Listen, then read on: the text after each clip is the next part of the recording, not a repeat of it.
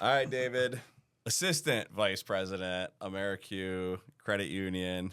Yes, Let's sir. talk about how'd you get into banking? You know, I joke that no one ever wanted to be an insurance agent. We just ended up here somehow. So I don't know if anyone said I want to be a banker when I grow up. Maybe you're the first. I'm not the first. I'm going to debunk that right now. Honestly, I got into banking 13, 14 years ago, and it was mainly to learn a lot more about finances, budget.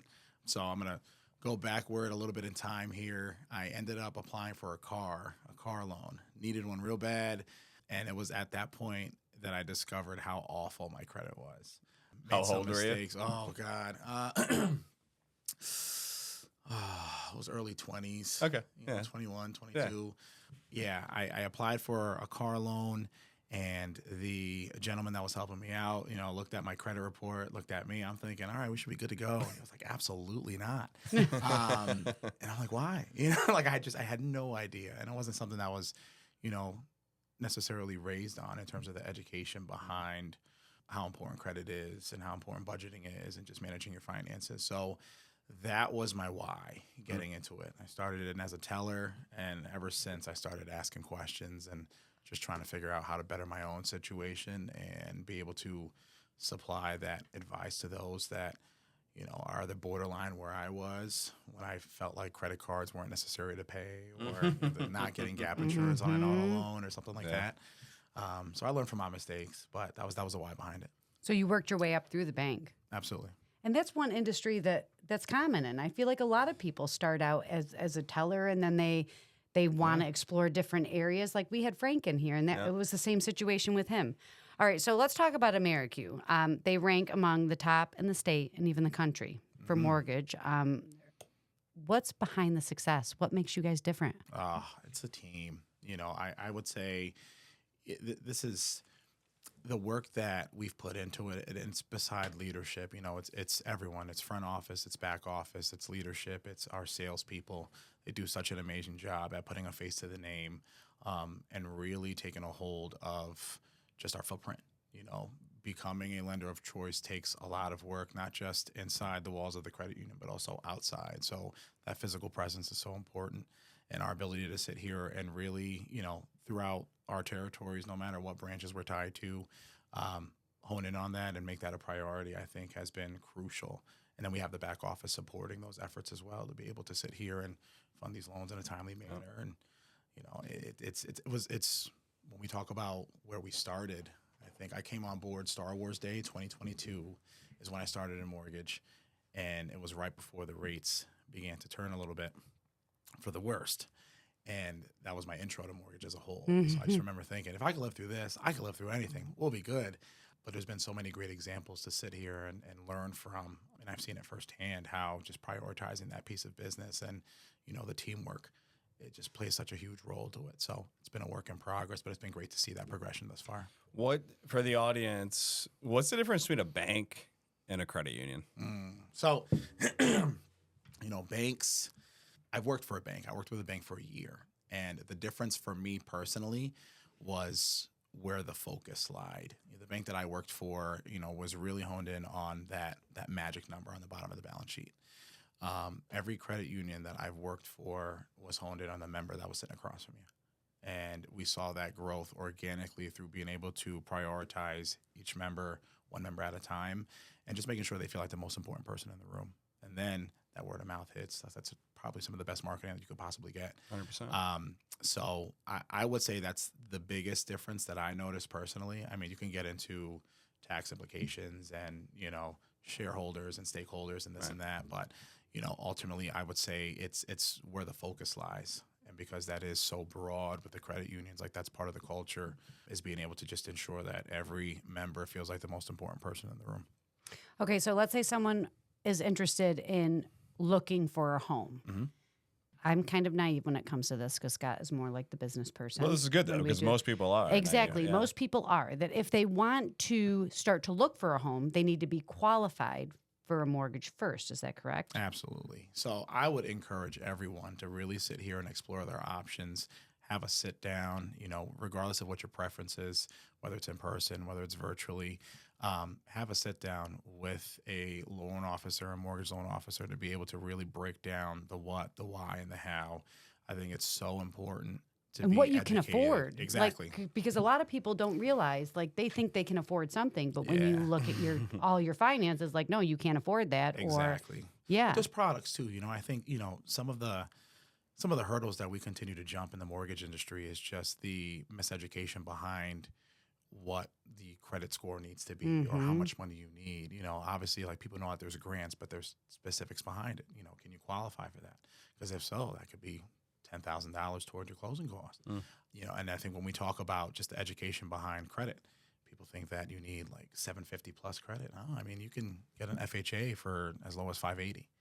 A 580 credit score to be able to qualify for a home is game changing, especially for those And that only like necessarily 3% down, right? Exactly, yeah, 3.5%. So when we really break down where your situation is currently, that'll help us, on our end, be able to match you up with the product that works best for your situation. So important, because I feel like a lot of people, well, I hope a lot of people in this area don't go to the online, like that calculator that they give you. Like, if you start looking at a home on realtor.com, it'll bring you to like Lending the tree, Geico. and then you're getting 100 different calls. And what you're talking about is sitting down and having that conversation with somebody and really thinking about what would be right for them. And it's so important that people do that. Yeah. All right. Selfish question. This is why I bring people on. Yeah. Because I want to pick your brain personally. So our businesses are very similar, right? Very competitive.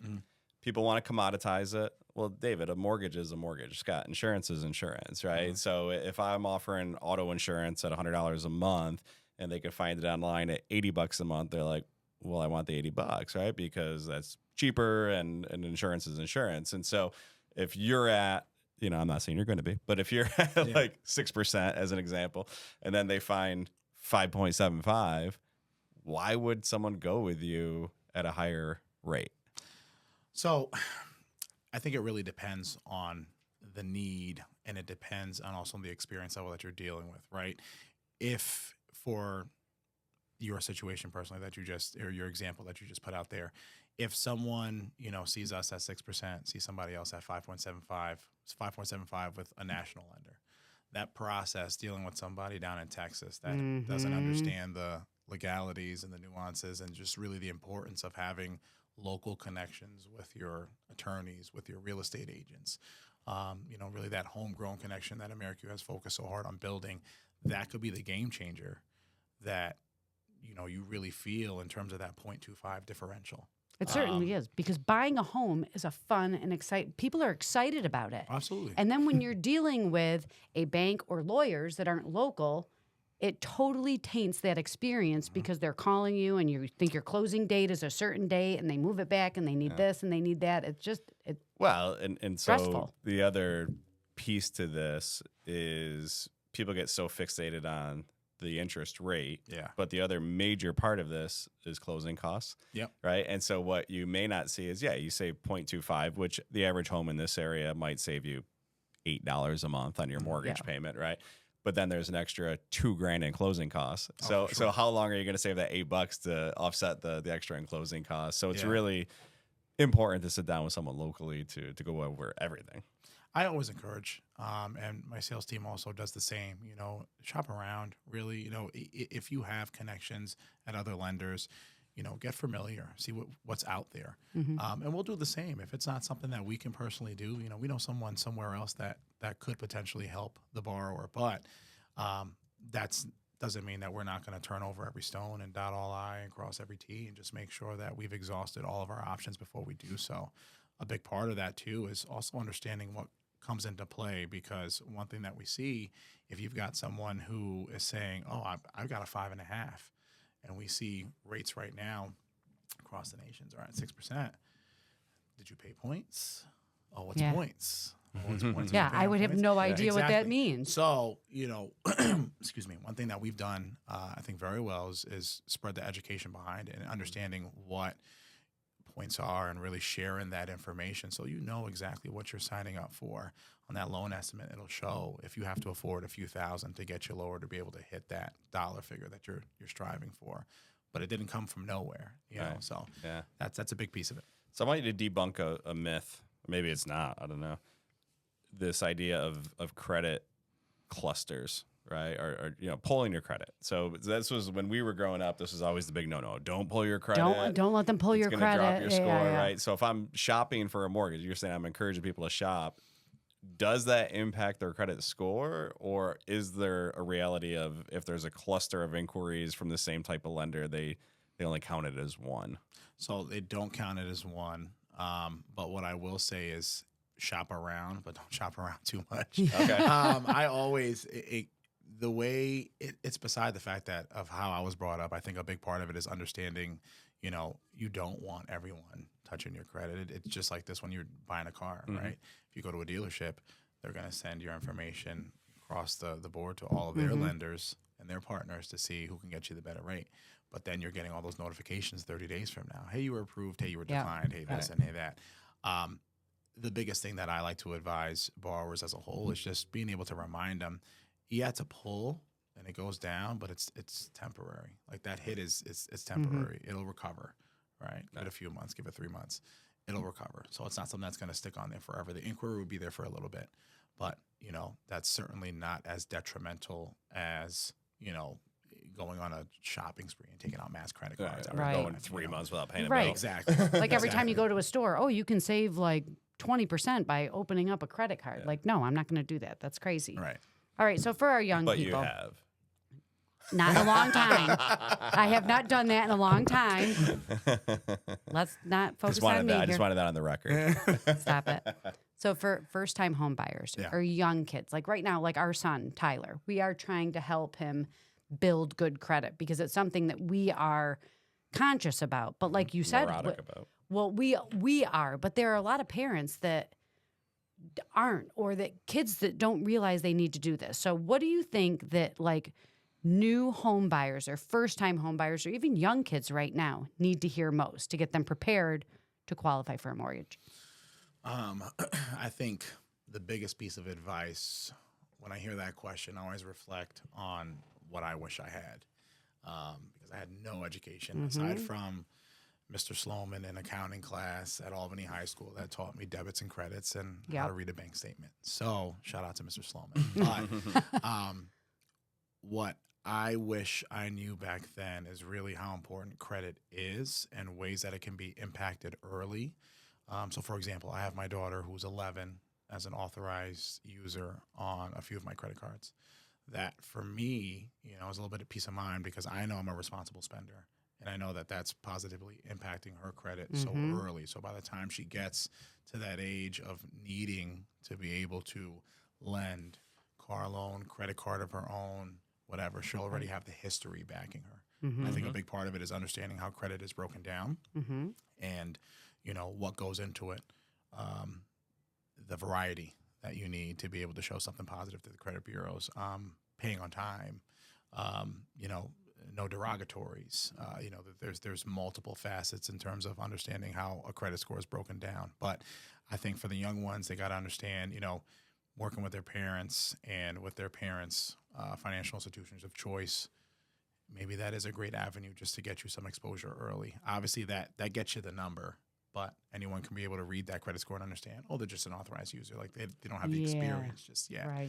But that's when you turn 18 and you're able to easily qualify for a credit card of your own because you're already showing experience on your own credit report. That's a big one. Secondly, you can find so much on Google and AI and everything else, but I will always say that nothing replaces, your hometown experts. Nothing replaces your financial institutions, your banks, your credit unions. If you look at any survey, I read one recently that showed Google was the first place that, what was it, Gen X? It was one of them. But Google was the first place that they went and took a peek at for financial advice. And the last place that they went and searched for advice was their bank or credit union. Wow. So it's eye-opening in terms of understanding where the need is, and social media plays a role in it. And everything's so accessible now these days on their fingertips. So I will always say, there's an emphasis placed on education within the financial institutions. And It's a big part of why credit unions are here, is to be able to share that. But sometimes it just takes that extra push to be able to get somebody in the door. The other thing too that doesn't get talked about enough, with we think credit, we think buying a house, buying a car, getting a credit card. Insurance companies look at credit, right, to determine your rate, because if you are someone who's consistently paying your bills on time, you typically have good behaviors in other areas, including driving. Employers, right, look at your credit. Not all jobs, but there's some higher level jobs, and I'm guessing your job, absolutely, to be in the banking industry. My job, my company had to run a credit report on me because they want to make sure they have fiscally responsible people in the seat. So these decisions that you think aren't a big deal when you're young can become a big deal, 3-4 years later when that stuff is still haunting you. And you think about it right now as to how credit impacts your day to day. It's beyond just the jobs. Like, we have apartments, we have cell phones, we have cable, Spectrum's running and stuff. Maybe a soft pull, but it's still exactly, utilities. Everyone's running it. So all the more emphasis to be able to focus on it early on. All right, AmeriCU's in 24 counties. Yep. Okay. You got a new branch coming. Is that your territory, North Utica? So I oversee all the mortgage loan originators across all of 24 them. counties. Okay. So you're a big deal. You're flexing on me. No, not at all. But yeah, we've got Fulton coming up, relocated our North Utica location. Yeah. So real exciting things happening for the credit union right now. But to your point that you made earlier, you're hyper-focused on the local area. And it makes a difference how you do business, because now instead of making a sale, you're more interested in educating, because it's more about retention. You don't just want us as clients, you want our kids, right? And the way you do that is you treat us well, right? And instead of the turn and burn national companies. Let's talk about how you get involved with the why behind you started, right? With the schools and the community. Like, what are you guys doing, or what are you doing personally with like financial literacy workshops? Well, personally, a big part of what we do is all in our partnerships in the community. So, on the mortgage side, right, whether we're partnering with our, local board of realtors or our home builders and remodelers association, like, that's huge, not just for us from a brand perspective, but also from a connectivity perspective as well. I think as a credit union, when we talk about our membership development unit with our team, they're in the schools, they're finding different business partners to sign up and really understand what it means to be a business partner of ours. That's the financial literacy, that's the financial wellness, that's being able to have home buyer workshops.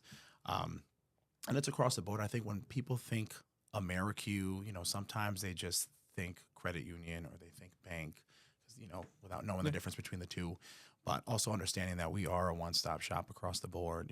We also do have mortgage products. We also do have insurance. No shade, I know you're insurance, but we also do have insurance in-house. We would love to be viewed as a one-stop shop for, our members and our potential members that are within our footprint. So that's a big part of the education, that regardless of what business unit anyone's working in, that we try to spread across the board. All right, let's talk about fun stuff outside of work for a minute. Yeah. You coach girls basketball. You and I just had a conversation. We were at the same tournament over the weekend.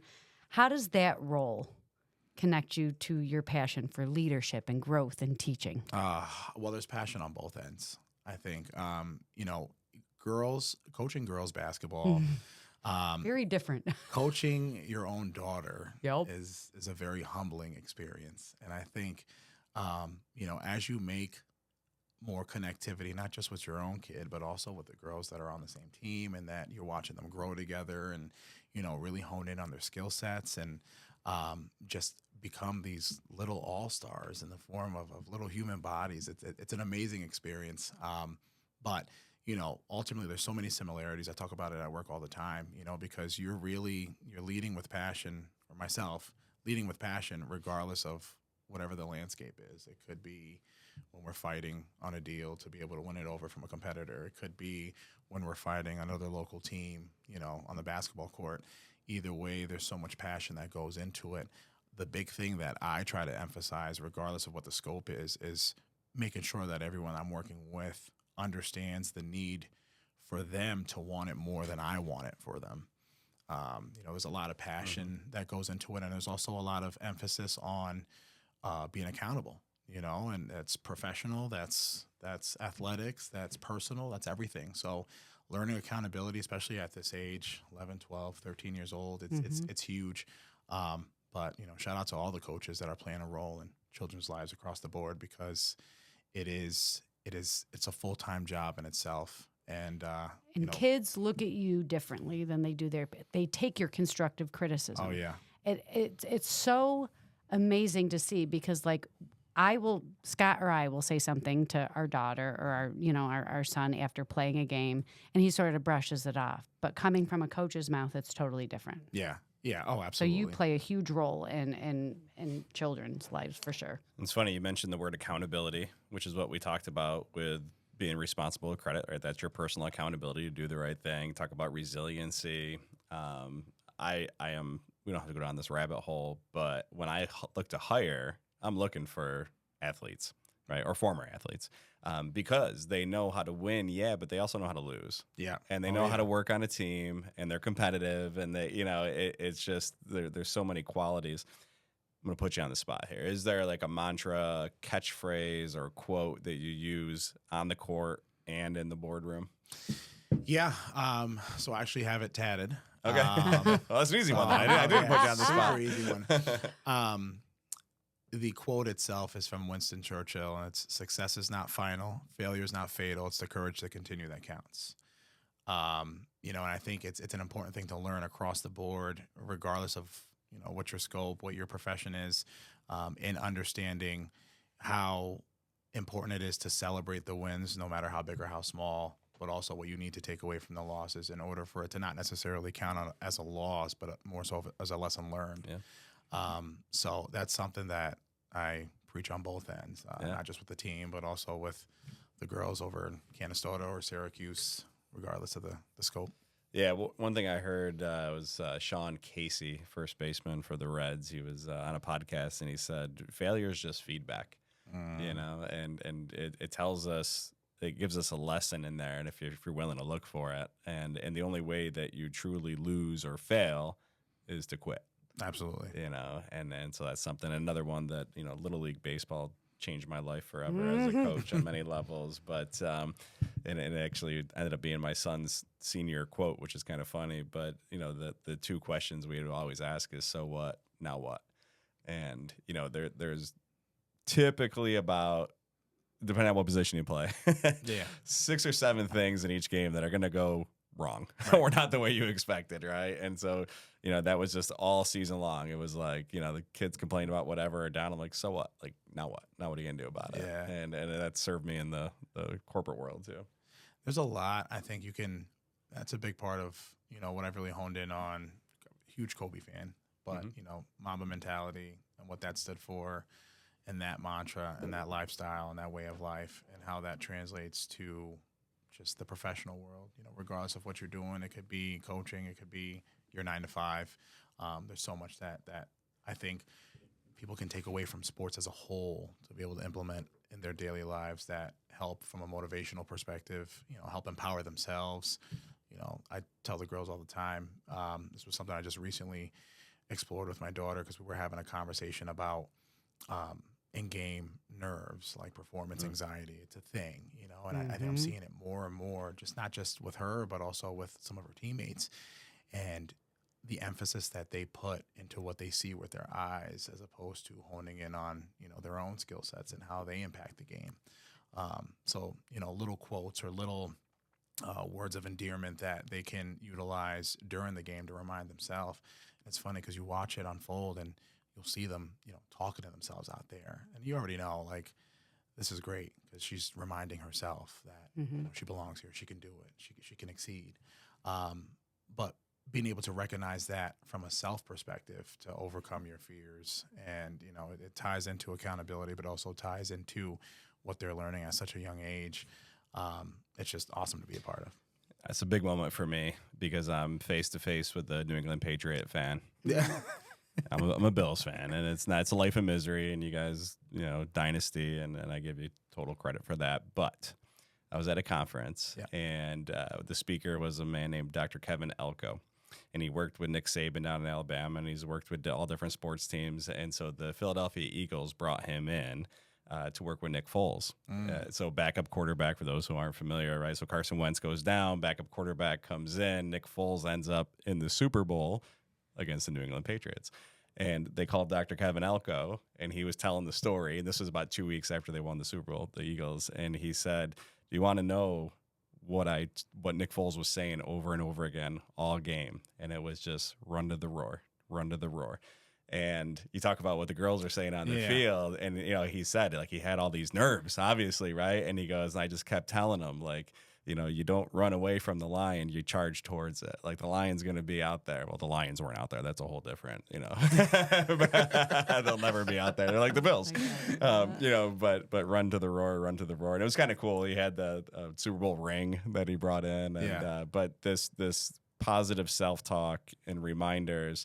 Again, before a big meeting or presentation, just a quick meditation or, just some sort of breathing activity or just reminding yourself, of those mantras is so powerful. Oh, absolutely. Sometimes you got to hear it, and whether that comes from a coach or a parent or yourself, I always tell the team, and whether it's basketball or it's at work, you gotta believe in yourself to be able to achieve these new heights, and that could be production based, that could be, improving your points per game or just finding a different way to make an impact.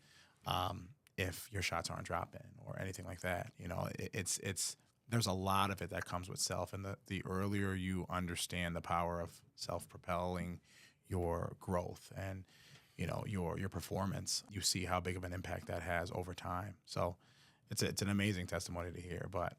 Yeah, that was a tough Super Bowl to watch, thinking back. You won 7 others. You were fine.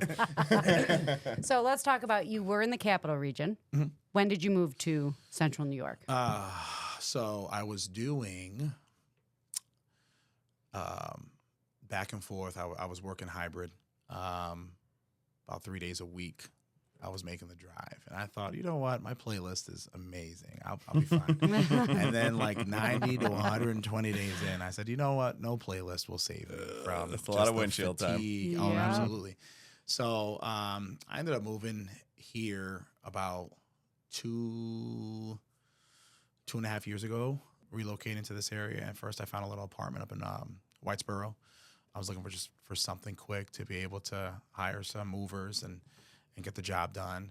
Then I found something else that included more and was a nicer space over in Vernon. So I'm over there now. So the move itself was, an awesome experience. And I thought it was something that needed to happen in order for me to be able to grow, not just in the mortgage industry, but with AmeriCU as a whole, and get closer to my team and really, learn the industry in a different way. So then right after that, started coaching, and those became my 2 full-time jobs. Yeah. So what makes our area different from the capital region where you lived? So I was so used to living in Latham. I still have my house down there. I was so used to how commercialized that area is. A lot of commercial storefronts, restaurants, etc. Cookie cutter. Yeah. I think when you talk about the uniqueness of Central New York, a big part of that is some of these good eats that you find, these hole-in-the-wall places that have just amazing coffee, amazing food, amazing culture, amazing welcoming staff and brand as a whole. You're seeing a little bit everywhere. I love the Clinton location of Utica Coffee. Mm-hmm. It's just so homey. That's so a great welcoming. Main Street there, yeah. Exactly. And everyone that's there is just, again, so welcoming, so happy. It just seems like you never see anybody there with a bad attitude. So it's amazing to see, and it's amazing to be a part of. And I'm seeing that now just more widespread regardless of what area I'm covering or where I'm traveling. All right, let's go a little bit rogue here, Jay. All right, so we asked people about what they love about the area, and a lot of that, we get the food, we get the people. But Kelly and I are third, maybe fourth, I don't know, generation in this area.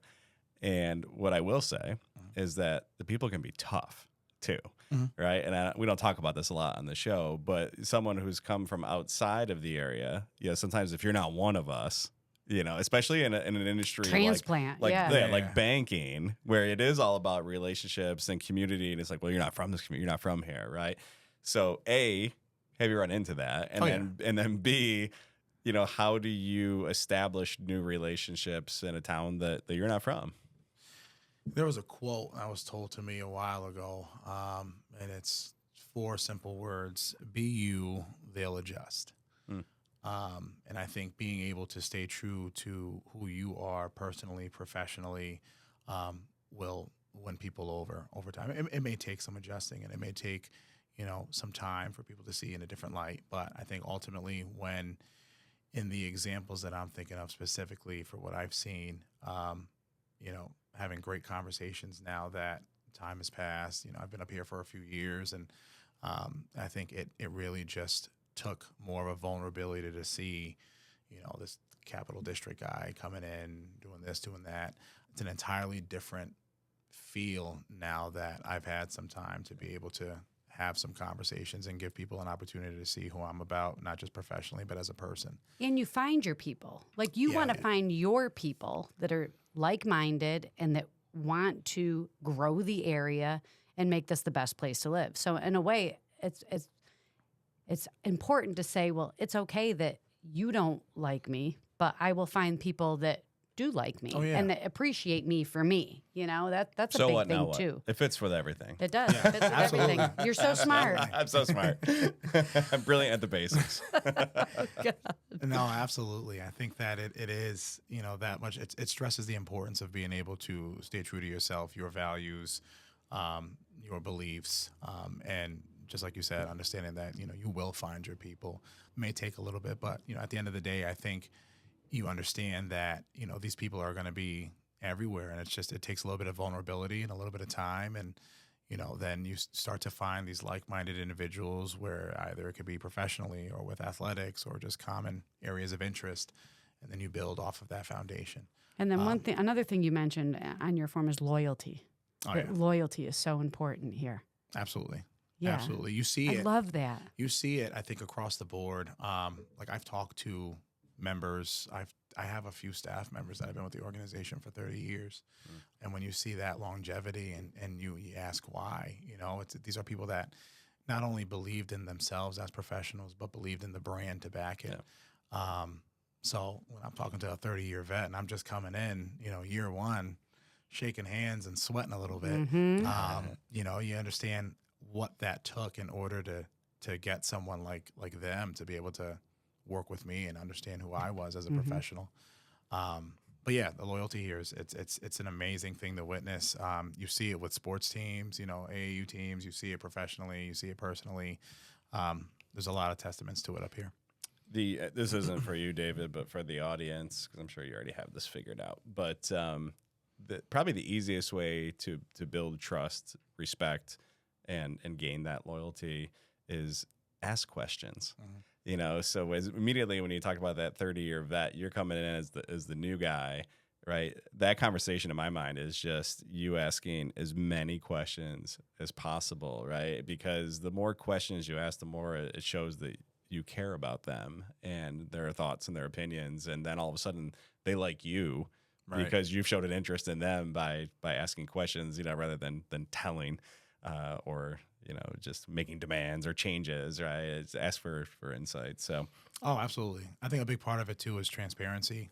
I don't think anyone in coming into a new area or a new job or a new team, new scope, whatever that may be, nothing gets accomplished by putting on a facade. All things get found out eventually. And I think at the end of the day, when someone's able to not just be true to themselves, but also true to the intentions, your audience will respect that a lot more, not just up front, but also in the long run. So for people that want to become a member of AmeriCU, of the credit union, how do they go about that? Oh, well, we'll find a way. We'll find a way. You can obviously look at, whether they live or work or, have family members in any of the 24 counties that we're in. But ultimately, at the end of the day, our goal is to, and our mission as a credit union is to assist as many people as possible financially, be able to set them up with sound advice and information that's going to help them and their family members succeed down the line. So we don't reject often. Okay. You may not know the answer to this, but I'll ask it anyway. Are you the biggest credit union or is First Source? Like, it's got to be one of you, right?